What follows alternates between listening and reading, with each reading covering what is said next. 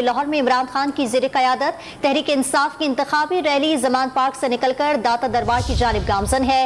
Rally में कारकुनों की बड़ी तादाद शरीक है। ताज़ा तरीन सूरत हाल जानते हैं डॉन न्यूज़ के नुमाइंदे उमर फारूक से। उमर बताइएगा, रैली कहाँ तक पहुंची है और रैली के लिए इंतजाम कैसे किए गए हैं?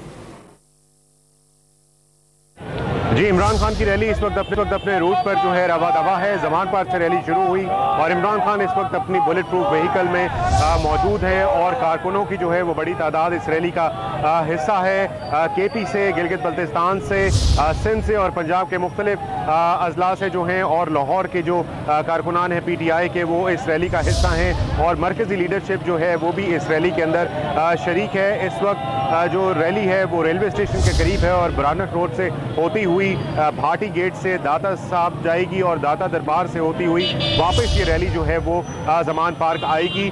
सिक्योरिटी जो है वो इमरान खान को पुलिस की खातिर ख्वाह प्रोवाइड की गई है, उसके साथ साथ उनकी ज़ाती सिक्योरिटी भी मौजूद है। अलबत्ता जो रैली है उसको साथ जितने भी जो रोड कनेक्ट करती हैं उसको ट्रक्स और कंटेनर्स लगाकर पुलिस ने बंद कर रखा था और इसके साथ साथ जो मार्केट्स हैं रैली के रूट के ऊपर उनको भी जो है वो बंद किया हुआ है।